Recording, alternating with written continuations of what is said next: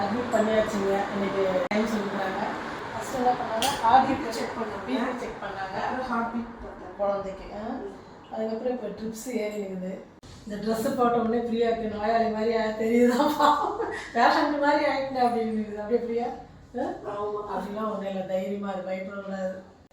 இதுதான் அவங்க நான் போய் எடுத்துருக்கிற ரூம், தனி ரூம் தான் இது, நமக்கு மட்டும்தான். 2 பேர் ஷேர் பண்ணி அந்த மாதிரி இருக்கான். நான் வந்து தனியாகவே கொடுத்துருங்க வாங்கி அப்படின்னு சொல்லிட்டு தனியாகவே நான் சூட் ரூம் இருக்குது, ஏசி இருக்குது. நாங்கள் நான் ஏசி தான் வாங்கியிருக்கோம். நான் ஏசி இருக்குது. ஆனால் நம்ம ஏசி வேணும்னா அதுக்கு வந்து எக்ஸ்ட்ரா காசு கட்டணும். ரிமோட் அப்போ தான் கொடுப்பாங்க. அப்படி இல்லைன்னா இப்போ நம்ம நார்மலே போகுதுன்னா, ஆனால் நார்மல் வந்தது நார்மல் தான் நல்லது அப்படின்றாங்க. ஏசி எடுத்தாலும் குழந்தை பிறந்ததுக்கப்புறம் ஏசிலாம் யூஸ் பண்ணுறது இல்லை யாரும். இங்கே ஏற்கனவே வந்து அட்மிட் ஆனது தெரிஞ்சுங்க சொன்னாங்க ஏசிலாம் வேஸ்ட்டுங்க அப்படின்றதுனால நாங்கள் ஏசி வேணான்ட்டோம். இதெல்லாம் பார்த்துட்டு தான் பயமே வருது.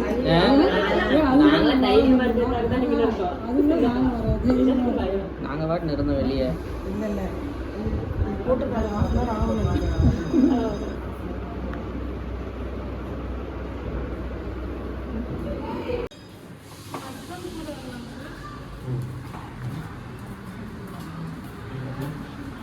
மதிய வரைக்கும் கொஞ்சம் ஓரளவுக்கு மனசை வந்து தைரியமாக வச்சுருந்தேன்.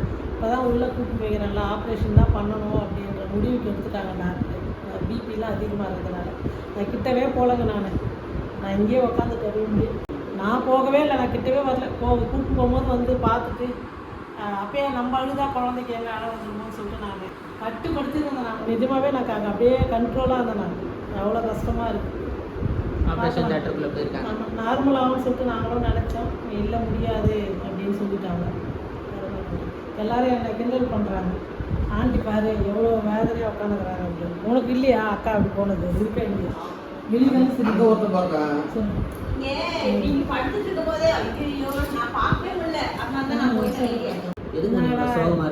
சோகமாக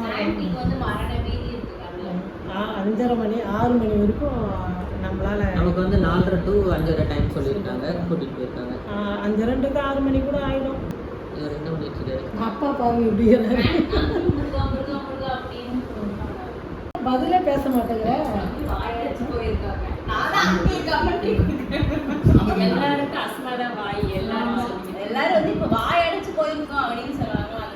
அதுதான் உண்மை. என்ன பேசுறதுன்னே தெரியல.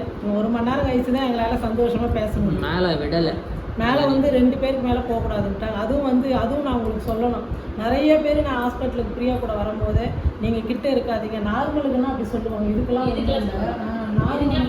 பிரியாவும் சொல்லிச்சு, நார்மலுக்கு தானே சொல்லுவாங்க. நார்மலுன்னா மட்டும் தான் அம்மா இருக்கக்கூடாது. அங்கே யார் எதிர்பார்த்தாலும் அங்கேருந்து பிரியாக்கே தெரியாது யார் வெளியே நிற்கிறாங்கன்னு. அதனால் அது பிரச்சனை இல்லை, யாருமே கிடையாது. அதே மாதிரி வெளியே 2 லேயர் வச்சுருக்காங்க. அங்கே ஒரு டோர் வச்சுருக்காங்க, 2வது ஒரு டோர் வச்சுருக்காங்க. அதுக்கு உள்ளே தான் 3வது இடத்துல தான் ஒரு இடம். அதனால் யாருமே போக முடியாதுட்டா. நான் அதுவும் இல்லாமல் நான் அங்கே இருக்க முடியாதுங்க. நிச்சயமாகவே நான் தான் உடம்பு சரியில்லாமல் முடிஞ்சிருந்தேன். அவ்வளோ ஒரு மாதிரி மயக்கம் வர மாதிரி இருக்குது எனக்கு. அதனால் நான் ரூம்லேயே இருந்துக்கிறேன், நல்ல மாதிரியே ஆகிட்டு சொன்னாங்கன்னா நம்ம போகலாம் அப்படின்னு சொல்லிட்டு நான் இங்கேயே உட்காந்துட்டேன்.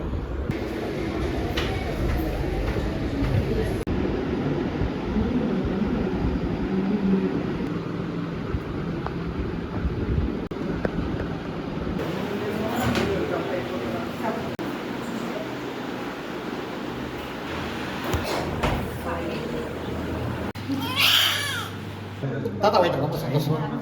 ஆண்டி அங்கே ஒரு வீடியோ இருக்கு. வெற்றி மாமாவை நம்மளிடம்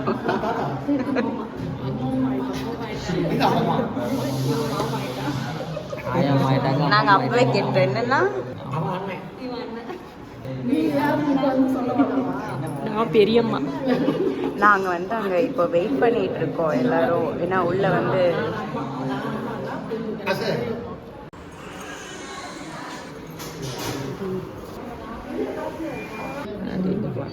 அப்பா மகள் பாசம். கண்ணு பூசுதா லைட் வெளிச்சம்.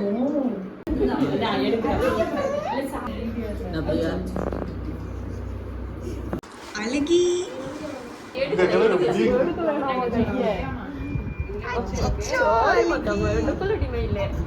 கையெடு எடுக்க கூடாது. இங்க பாரு எடுக்க கூடாதான். பையன்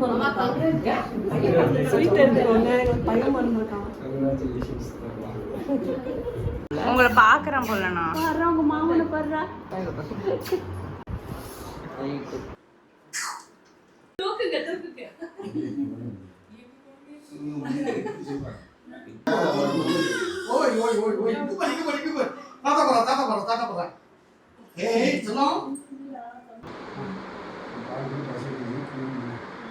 இன்னைக்கு வந்து குழந்தை பிறந்த 2வது நாளுங்க பிரியாவுக்கு வந்து காலையில் வந்து நான் கிளம்பி சீக்கிரமாக வந்துட்டேன். நைட்டே என்ன சொன்னாங்க, நைட்டே வந்து இட்லி கொடுங்க அப்படின்னாங்க டாக்டர். அதுவும் வீட்டு சாப்பாடு மட்டும் தான் கொடுக்கணும், ஹோட்டலெல்லாம் வாங்கி கொடுக்காதீங்க அப்படின்னு சொல்லிட்டேன். நைட் வந்து ரொம்ப லேட் ஆனதுனால நாங்கள் வந்து அங்கேயே ஒரு 2 இட்லி மட்டும் ஹோட்டலில் இன்றைக்கி மட்டும் வாங்கி கொடுக்குறேங்க அப்படின்னு சொல்லிட்டு டாக்டர்கிட்ட கேட்டால் பரவாயில்ல, நாளையிலேருந்து வீட்டு சாப்பாடு தான் கொடுக்கணுன்னாங்க. காலையிலே சீக்கிரம் வந்து இட்லி செஞ்சு காலையில் சாம்பார் வச்சு கொடுத்துட்டேன்.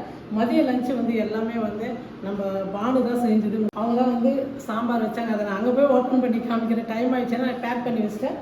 சாதம், துவரம்பருப்பு சாம்பார் வேணாமா அப்படின்னு சொல்லிட்டு பாசிப்பருப்பு போட்டு சும்மா ஒரு 2 மிளகா கிள்ளி போட்டு சாம்பார் வச்சாங்க.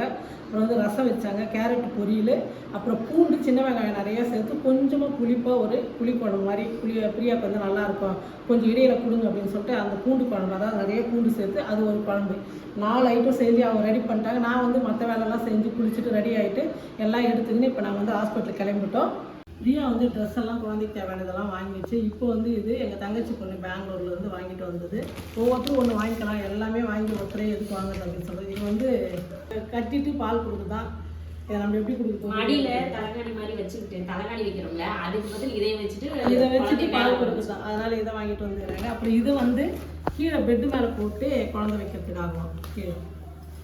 ஏன்னா இதெல்லாம் நாங்கள் வந்து வாங்கினது இல்லை, பார்த்தது இல்லை. ஒரு புடவை கீழ்ச்சி போடுவோம், குழந்தை கீழே போட்டுருவோம். அதனால் புதுசாக இருக்குது எனக்கு இது. அப்புறம் வந்து நாங்கள் பார்த்தோங்க, நம்ம பார்த்தோம் இல்லையா நம்ம கோயம்புத்தூரில் நிறைய கடையில் பார்த்தோம். ஆனால் இந்த கயிறு கட்டுறதே எங்களுக்கு கிடைக்கவே இல்லை. லாஸ்ட் டைம் 2 நாள் முன்னாடி கூட போனோம், கிடைக்கல. இது வந்து கயிறு கட்டுற மாதிரி குழந்தைக்கு ட்ரெஸ்ஸு. அப்புறம் இது வந்து பேண்ட்டு, இது இப்போ போட முடியும், இது கொஞ்சம் வளர்ந்ததுக்கப்புறம் போடலாம் பேண்ட்டு, குட்டி பேண்ட் இது. அப்புறம் இது வந்து பார்த்தீங்கன்னா டவலா, டவல் மேலே போட்டு குழந்தைக்கு மேலே போடுறதுக்கா, இந்த குட்டி டவல் மடி மேலேயா, மடி மேலே போட்டுக்கிறதுக்கு அந்த டவல் சின்னதாக. நம்ம வண்டியில் போடுறது இந்த வண்டியில் இது போட்டால் இது உச்சா போனால் நிறையாதா, நிறையதானே அது மாதிரி குட்டி டவலா இது. அப்புறம் வந்து இதெல்லாம் வந்து சின்ன சின்னதாக சொட்டுற மாதிரி குழந்தைக்கு குளிருன்றதுனால. ஏன்னா குழந்தையே பெருசாக இருக்கும் பொழுது சைனீஸ் மாதிரி இருக்கு, குழந்தைங்க போட முடியாது பொழுது.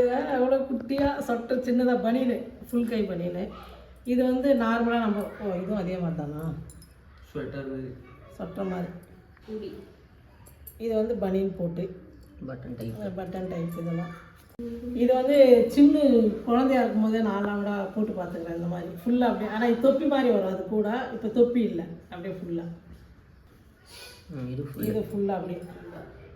இது பேர் எதுவும் சொல்லாமல ஸ்மலா சொல்லாம ஜம் சூட்டா.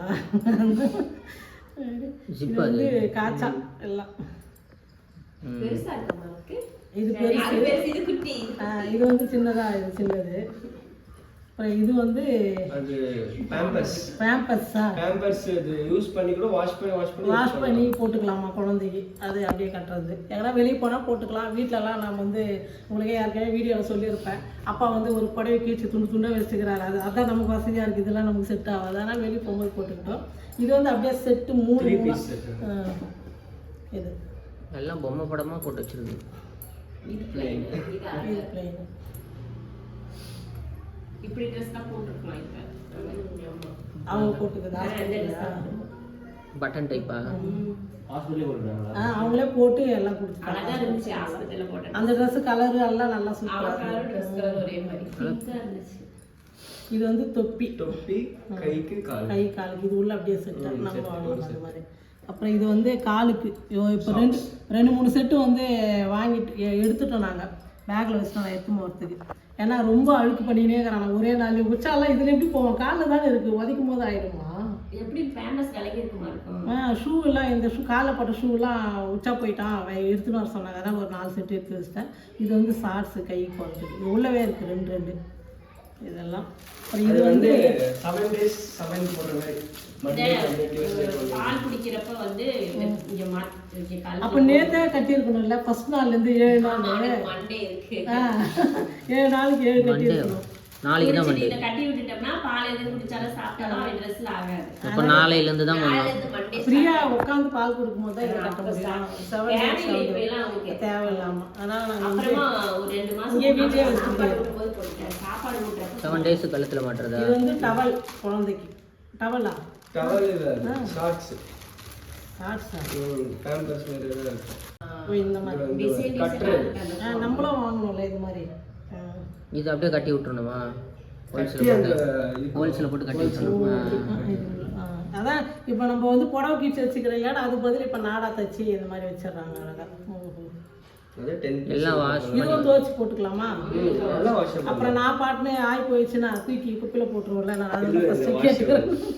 அந்த மாதிரி இது அப்படியே செட்டாக இது வரைக்கும் வாங்கிட்டு வந்தாங்க. அப்புறம் இன்னும் ஒரு 2 கட்டை பைக்குதுங்க. அது வந்து எல்லாம் சின்ன குழந்தையில இருக்கும்போது போட்டு அப்படியே புதுசாக இருக்குது. அதெல்லாம் அவங்க ஒரு 2-3 வயசு வரைக்கும் யார் வந்தாலும் இனிமேல் ஃபோன் பண்ணி ட்ரெஸ் வாங்கிட்டு வராதிங்க அப்படின்னு தான் சொல்லணும். நமக்கு தெரியாமல் வாங்கிட்டு வந்துடுவாங்க. சின்ன ட்ரெஸ்ஸும் நிறையா இருக்குது. அதான் ஹஸ்பண்ட் கூட கேட்டேன், நிறைய இவங்க ட்ரெஸ் எல்லாம் வைக்கலையோட அம்மா அப்படின்னு சொல்லிட்டு அவங்களாம் கொடுத்துட்டாங்க சின்ன வயசு.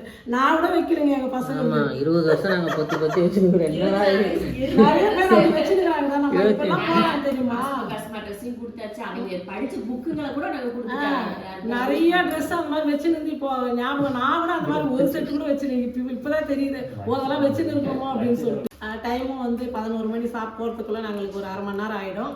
அதனால் போயிட்டு பிரியாவுக்கு சாப்பாடு போகிறதுக்கு சரியாக இருக்குது. நம்ம போய் பிரியா எப்படி இருக்குன்னு சொல்லிட்டு பார்ப்போம். இப்போ 4 மணி நேரம் தான் ஆச்சு. நான் வந்து அதுக்குள்ளே பிரியா என்ன பண்ணணும் தெரியல அப்படின்னு சொல்லிட்டு ஞாபகமாக இருக்குது. நாங்கள் கிளம்புறோம். ஹாஸ்பிட்டலில் போய் பார்க்கலாம். இன்றைக்கி வந்து 3வது நாள். இந்த பிரியாவுக்கு வந்து 3வது டெலிவரி ஆகி 3வது நாள் நம்ம வந்து குழந்தை பார்க்க போகிறோம் ஹாஸ்பிட்டலுக்கு. வந்து இப்போ சாப்பாடெலாம் மதியத்துக்கு நைட்டுக்கு எல்லாம் செஞ்சு எடுத்துகிட்டு போயிட்டா பார்த்துட்டு அங்கே தங்கிடலாம் அப்படின்னா காலையில் வந்து சமையல் செய்ய ஆரம்பிச்சிட்டோம். நம்ம என்னென்ன சமைச்சிக்கிறோம்: சாதம், முட்டை குழம்பு, அவரைக்காய், முருங்கைக்காய், கேரட்டு, சாம்பார், ரசம், அவரைக்காய் பொரியல். நேற்று வந்து சொல்லியிருப்பேன் நேற்று சமையல் யாருன்னு சொல்லிட்டு. நான் வந்து பிரியா வீட்டுக்கு கூப்பிட்டு போகிற வரைக்கும் என்னைக்கு சமையல் இல்லை. எல்லாமே வந்து நம்ம பானு தான் சமைச்சது எல்லாமே. அப்புறம் வந்து வீடியோ எடுக்கிறதுலாம் வந்து பசுமா தான் வீடியோ எடுத்துருக்குது. எல்லாம் ரெடி ஆகிட்டு உட்காந்துக்கிறாங்க. பசுமா அப்படியே காட்டு வரவங்க கிளம்பிட்டு ஹாஸ்பிட்டலுக்கு எல்லாம் ரெடியாக உட்காந்துக்கிறாங்க. எல்லாம் அறக்க பறக்க கிளம்புறாங்க. பையன் மட்டும் தான் குளிச்சுட்டு லேட்டாக வந்தான். இப்போ தான் பிரியாவுக்கு வந்து ஆண் குழந்தை தாங்க பிறந்திருக்கு. நீங்கள் வந்து பார்த்துருப்பீங்க பிரியா எப்படி வழியெல்லாம் துடிச்சுது, எப்படி போனோம் எல்லாம் சொல்லிட்டு எல்லாமே வீடியோவாக இருக்குது. அதாவது 4:45 உள்ளே போனோம். 5:06 வந்து பையன் பிறந்துட்டான்னு சொல்லிட்டு ஃபஸ்ட்டு வந்து மாப்பிள்ளை கூப்பிட்டு தான் காமிச்சாங்க. அதுக்கப்புறம் வந்து அவர்கிட்ட கொடுத்தாங்க, என்கிட்ட கொடுத்தாங்க. ரொம்ப சந்தோஷமாக இருந்தது. எல்லாருடைய ஆசையும் வந்து நிறைவேறிச்சு. நீங்களும் அதே மாதிரி தான் எல்லாருமே சொல்லியிருந்தீங்க. பிரியா குழந்தெல்லாம் எப்படி இருக்குன்னு கேட்டீங்க. பிரியா குழந்தை எல்லாமே நல்லா இருக்காங்க. நாங்களும் வந்து நாளைக்கு டிஸ்சார்ஜ் ஆகிட்டு வீட்டுக்கு கிளம்பிடுவோம். எல்லாம் முன்ன வீடியோவில் வந்து வளவலன்னு பேசுவேனா, பேரனை பார்த்தோன்னே எனக்கு என்ன பேசுறதுன்னே தெரியலங்க. தானே உளறேன் நான். நம்ம அங்கே வந்துட்டு நம்ம பேரனோட உங்களை வந்து சந்திக்கலாம், பார்க்கலாம் எல்லாருக்கும். எனக்கு சந்தோஷத்தில் புலம்புறேன். நான் பேசவே முடியல. அம்மா தூக்கி வச்சுருந்தா அப்படியே அழகாங்க. நான் தூக்கி வச்சுட்டு தங்கம், லட்டு, பட்டு அப்படின்னு சொன்னால் அப்படியே சிரிக்கலாம், அப்படியே தூங்கலாம். இதே தான் காலையிலேருந்து நடந்துருக்குது. தூக்கி வச்சுருக்கிறது. அப்புறம் அம்மா கிட்ட கொடுத்தா